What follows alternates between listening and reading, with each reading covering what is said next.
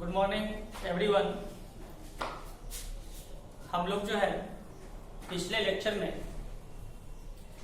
Capacitance के बारे में पढ़े और उसमें आप लोगों को फिर से हम रिवीजन करते हुए चलेंगे।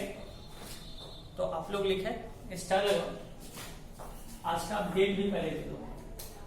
आज आपका हो गया 6 जुलाई 2020।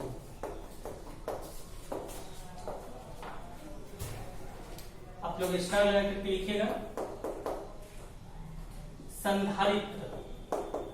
संधारित्र कैपेसिटर। संधारित्र कैपेसिटर। अब ध्यान दीजिएगा, आज से आप लोगों का अल्टरनेट करके लेक्चर जो है अपलोड होगा, ठीक है। उसके बाद फिर देखते हैं हम लोग, आप लोग को लाइव क्लास का भी हम लोग व्यवस्था कर देंगे। अभी 2-4 दिन लाइव क्लास में लगेगी।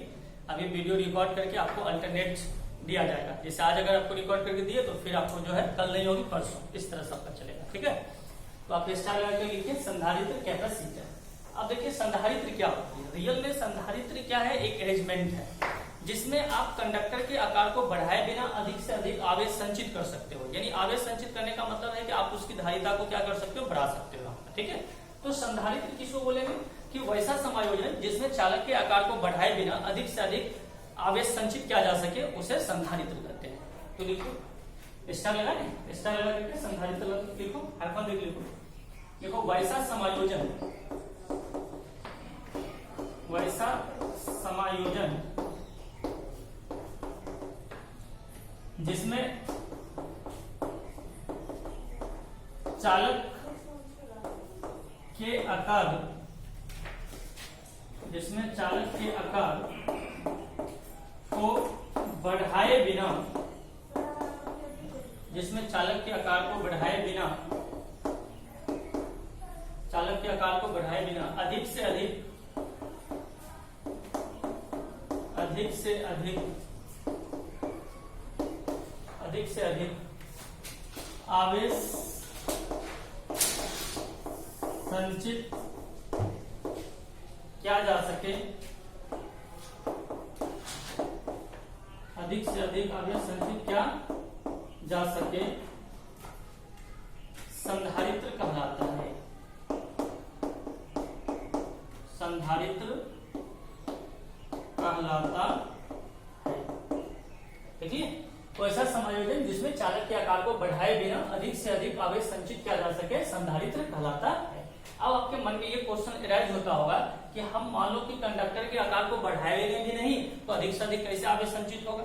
तो इस क्वेश्चन का आपको आंसर मिलेगा principle of parallel plate capacitor में, ठीक है। तो हम लोग पहले इसकी डेफिनेशन लिख लेते हैं, फिर हम लोग आगे उसको डिस्कस करेंगे। तो क्या लिखा, वैसा समायोजन जिसमें चालक के आकार को बढ़ाए बिना अधिक से अधिक आवेश संचित किया जा सके, उसे हम लोग क्या करते हैं, कैपेसिटर करते हैं। अब नीचे लिख लीजिएगा, नीचे लिख लेना संधारित्र,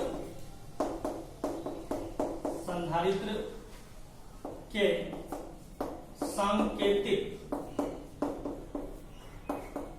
संधारित्र के सांकेतिक डायग्राम, इसको लिखोगे symbolic diagram, symbolic diagram, symbolic diagram निम्नवत है, निम्नवत है। यानी आपको अगर कैपेसिटर का फिगर हम बनाएंगे तो किस तरह से बनाएंगे ये देखेंगे। तो ये देखो एक प्लेट ऐसे ड्रॉ करोगे, फिर एक प्लेट ये होगा, इसमें 2 प्लेट रहता है, ठीक है। तो एक प्लेट आपका ये हो गया, एक प्लेट ये हो गया, और इस प्लेट का नाम ये दे देते हैं, इसको बी दे देते हैं। तो ये भी आपका कैपेसिटर हो, इसको हम लोग बोलेंगे फिक्स्ड कैपेसिटर।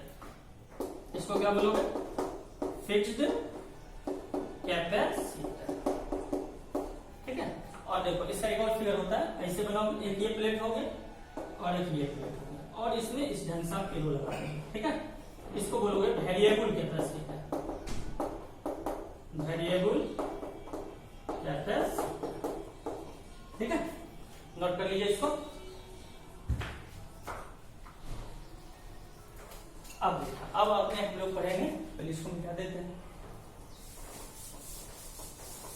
आगे लिखना हम लोग।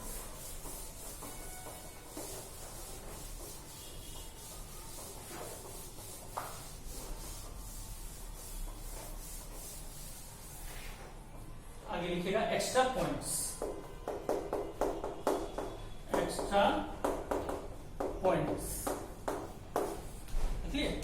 अब एक्स्ट्रा पॉइंट्स में पहला पॉइंट ध्यान देना, सबसे पहला पॉइंट है कि किसी भी कंडक्टर में या कैपेसिटर में, तो किसी भी कैपेसिटर में आवेश देने पर उसके विभव में वृद्धि होती है। तो पहला लिखना, फर्स्ट नंबर देखें कि संधारित्र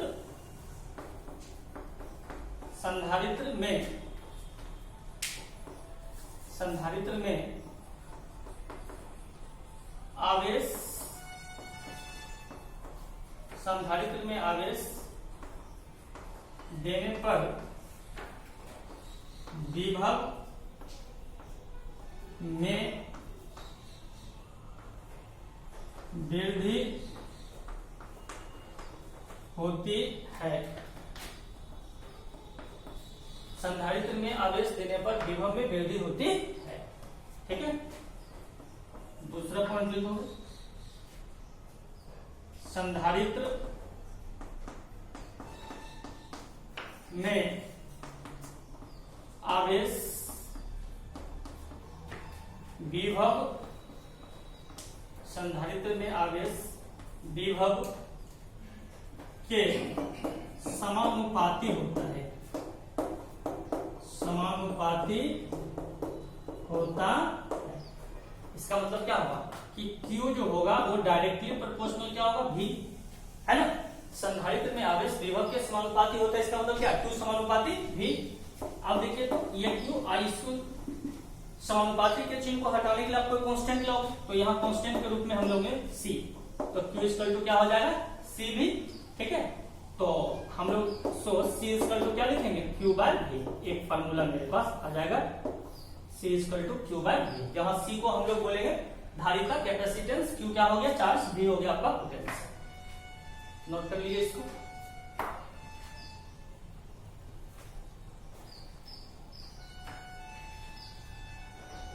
उसके बाद लिखिएगा आगे स्टार लगाओ,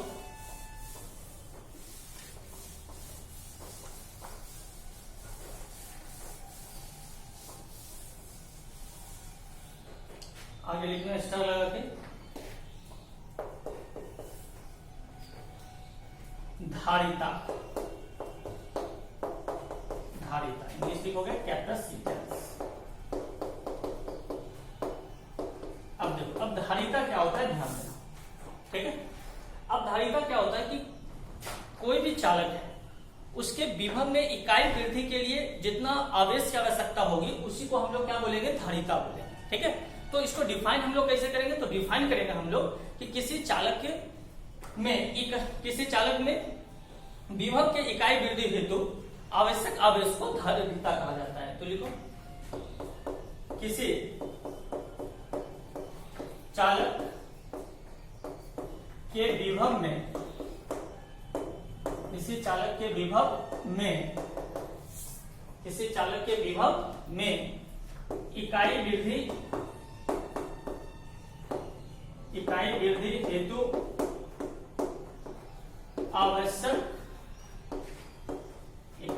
हेतु आवश्यक आवेश धारिता कहलाता है,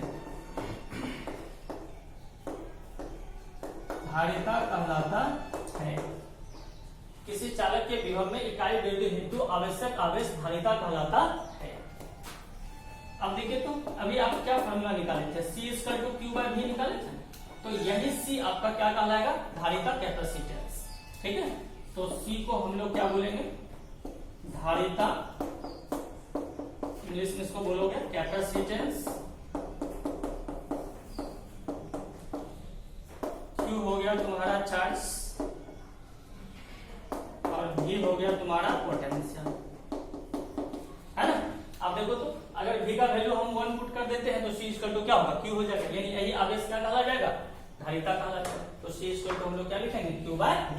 जहां सी को हम लोग क्या बोलेंगे, कैपेसिटेंस बोलेंगे, बी पोटेंशियल हो गया और क्यू क्या हो गया, चार्ज हो गया। तो एक फॉर्मूला यहां से फाइंड आउट हो गया, नोट कर लीजिए इसको।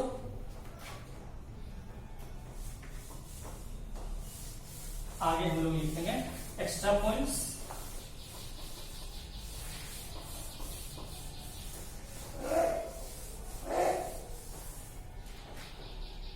लिखिए एक्स्ट्रा पॉइंट्स।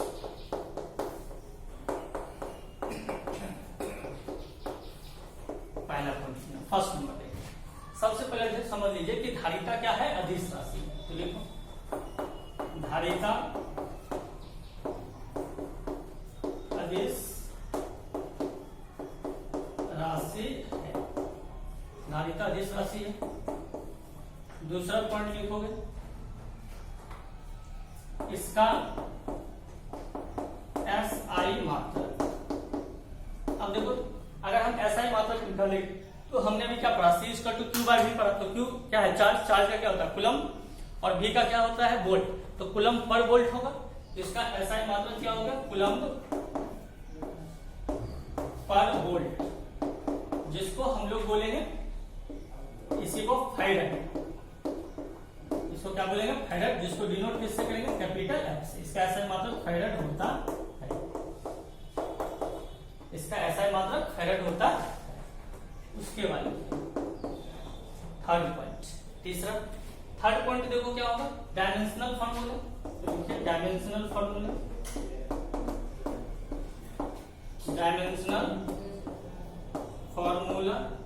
अब देखिए तो डायमेंशनल फार्मूला इसका कैसे निकालेंगे, तो डायमेंशनल फार्मूला निकालने के लिए आप लोग सीख लीजिए इसको कैसे डायमेंशनल फार्मूला निकालेंगे। तो डायमेंशनल फार्मूला निकालने के लिए हम लोग C इक्वल टू क्या जानते हैं, Q बाय V जानते हैं, ठीक है। तो C equal to Q by V जानते हो, यहाँ पर मैं लिख देता हूँ, ठीक है। तुम लोगों को ये नोट करना, जैसे C equal to Q by V होता है, तो ये तुम्हारा जो है Q by V equal to W by Q होता है, तो Q कहाँ चला जाएगा, ऊपर चला जाएगा, ठीक है। ये नोट नहीं करोगे, ये समझाने के लिए मैं लिखा रहा हूँ। आप देखो तो चार्ज का क्या होगा, चार्ज का AT या IT होता है, तो E भी AT, E भी AT, तो ये क्या होगा, A पे पावर 2, T पे पावर 2, और वर्क का क्या होता है ML पे पावर 2, T पे पावर -2, यही होता है ना। अब इसको सॉल्व करोगे, तो इसको सॉल्व करोगे तो कितना आएगा, देखिए M पे पावर -1 हो जाएगा, ठीक है। उसके बाद देखिए आपको क्या आ जाएगा, A पे पावर आपका कितना 2, L ऊपर चला जाएगा, तो L पे पावर -2 होगा, ये ऊपर जाके 8 होगा, T पे पावर क्या होगा 4, ठीक है। इसको नोट नहीं करना, ये मैं समझाने के लिए लिखा हूँ, ठीक है। इसको मिटा देता हूँ, ये हो गया तुम्हारा। अब देखो डायमेंशनल तुम्हारा क्या होगा, M पे पावर -1, A पे पावर 2, L पे पावर -2, T पे पावर 4, ये इसका डायमेंशनल फॉर्मूला हो गया। उसके बाद लिख लीजिएगा 4 नंबर में, जैसे अगर आपको 1 पिको फैराड होगा तो 10 टू दी पावर क्या होगा -12 फैराड। अगर 1 माइक्रो फैराड है तो 10 टू दी पावर -6 फैराड हो जाएगा, ये आपका आ जाएगा। उसके बाद नेक्स्ट लिखना है बेटा, इसको नोट कर लीजिए, इसको पहले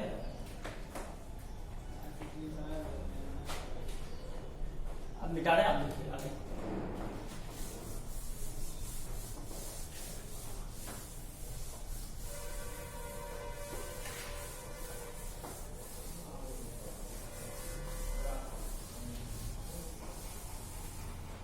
आगे स्टार लाइट लिखिएगा, समांतर प्लेट संधारित्र का सिद्धांत,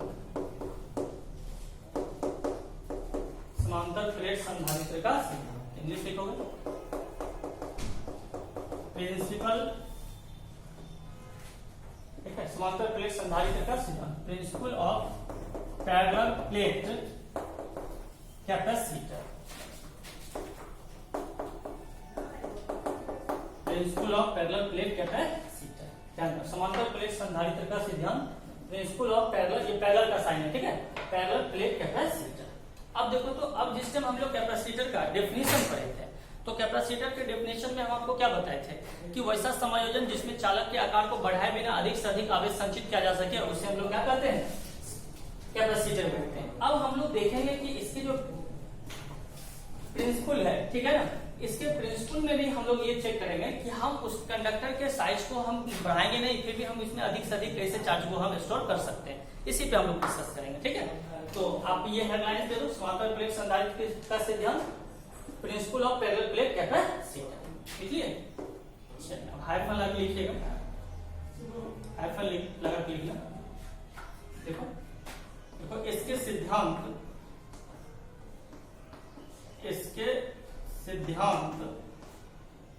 ठीक है निम्नवत है, इसके सिद्धांत निम्नवत है, इसके सिद्धांत निम्नवत है। पैरेलल फर्स्ट नंबर पहला पॉइंट ध्यान देना, इसको तुम लोग जो है साथ ही साथ लिखते चल जाओगे, ठीक है ना, बोलते जा रहे हैं तुम लोग लिखते चले जाओगे। पहला पॉइंट लिखो, फर्स्ट नंबर देना, फर्स्ट नंबर लिखो। देखो मान लिया चालक ए, देखो मान लिया चालक ए, मान लिया चालक ए के निकट, मान लिया चालक ए के निकट अनावेशित चालक बी, अनावेशित चालक बी को लाते हैं। हमने क्या माना, एक आपका चालक ए जो है वो आपका आवेशित है और उसके नियर हमने क्या लाया, एक अनचार्ज कंडक्टर बी को लाया। तब देखो ये प्लेट आपका हो गया, मान लो ये पॉजिटिवली है तो इसका नाम हमने क्या लिखा ए, और इसके नियर हम एक अनचार्ज को लाए, उस पर कोई चार्ज नहीं है, इसको हमने लिखा बी, ठीक है। और ज्यादा देखना चाहते हो तो इसको लिखो चार्ज, ठीक है, कंडक्टर, चार्ज कंडक्टर, और इसको लिखोगे अनचार्ज कंडक्टर, ठीक है। ये क्या हो गया तुम्हारा चार्ज कंडक्टर और ये क्या हो गया अनचार्ज कंडक्टर, ठीक है। तो हमने फर्स्ट नंबर में क्या लिया, या इसको केस फर्स्ट भी लिख सकते हो, इसी को लिख देना केस फर्स्ट, ठीक है, केस फर्स्ट। इसमें हमने क्या किया, एक चार्ज कंडक्टर ए के नियर में हमने अनचार्ज कंडक्टर बी को लाया, ठीक है। नोट कर लो इसको, फिर से रिपीट कर रहा हूं। मान लिया चालक ए के निकट, या ऐसा लिख सकते हो, मान लिया आवेशित चालक ए के निकट, इसमें आवेशित लगा दोगे तो आवेशित भी लिख सकते, लगा दो आवेशित। मान लिया आवेशित चालक ए के निकट अनावेशित चालक बी को लाते हैं, उसके बाद ये नीचे फिगर बना दोगे, बनाओ इसको। अब ध्यान देना, अब हम लोग इसको क्या करेंगे, ये केस फर्स्ट में था, अब लिखेगा केस सेकंड, केस सेकंड।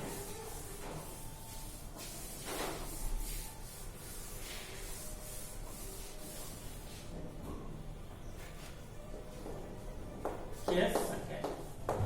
अब देखो हम लोग क्या करते हैं, अब जब मान लो कि आपने क्या किया कि चार्ज कंडक्टर ए के नियर में अनचार्ज कंडक्टर बी को लाए, तो जब बी को लाते हो तो प्रेरण के कारण, समझ रहे हो ना, प्रेरण के कारण बी के जो अंदर वाला भाग होता है, जो ए के नजदीक रहता है, उस पर निगेटिव चार्ज, और जो बाहर वाला भाग होता है उस पर पॉजिटिव चार्ज डेवलप हो जाता है, ठीक है। तो हम लोग केस 2 में लिखेंगे, देखो जो ही लिखते जाओगे, जो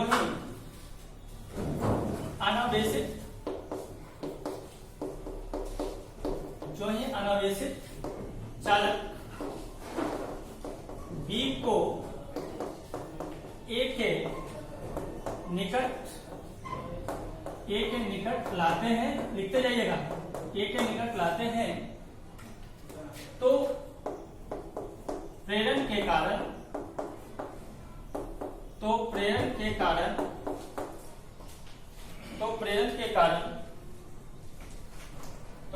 कारण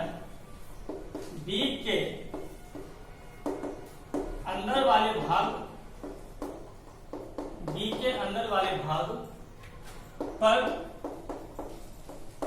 ऋण आवेश एवं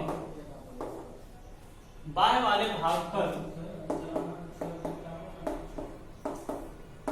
एवं बाह्य वाले भाग पर धन आवेश, ऐसे लिख सकते, धनावेश, ठीक है, धनावेश उत्पन्न होता है, उत्पन्न होता है। ठीक है, जो ही अनावेशी चालक बी को ए के निकट लाते हैं तो प्रेरण के कारण बी के अंदर वाले भाग पर ऋण आवेश एवं बाह्य वाले भाग पर क्या है, धन आवेश उत्पन्न होता है। लिखोगे ऋण आवेश, ऋण आवेश, ऋण आवेश के कारण, ऋण आवेश के कारण ए के विभव में, ए के विभव में कमी तथा धन आवेश के कारण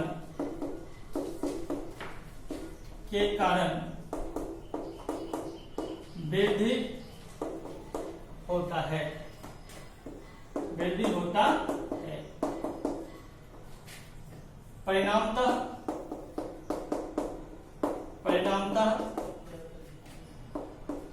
ए के विभव में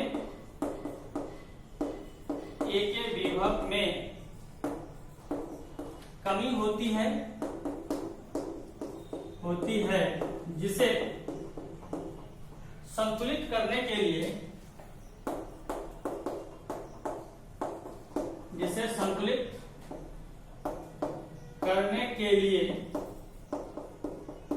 जिसे संतुलित करने के लिए अतिरिक्त आवेश,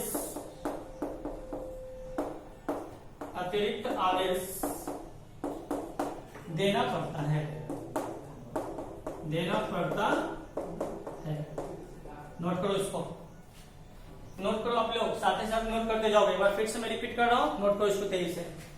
जो ही आवेशित चालक बी को ए के निकट लाते हैं तो प्रेरण के कारण बी के अंदर वाले भाग पर ऋण आवेश एवं ए के एवं बाह्य वाले भाग पर धन आवेश उत्पन्न होता है। ऋण आवेश के कारण ए के विभव में कमी तथा धन आवेश के कारण वृद्धि होता है।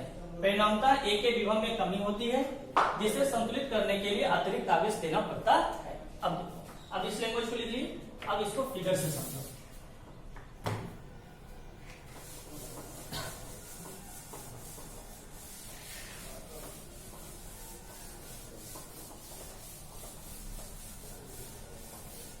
अब इसको फिगर से समझिए। ये देखिए, तो ये तो आपका पॉजिटिव प्लेट था ए, है ना। आप इसके नियर में किसको लाए, बी को लाए थे। तो क्या हुआ था, इस बी के अंदर वाले भाग पर नेगेटिव चार्ज डेवलप हुआ था, बाहर वाले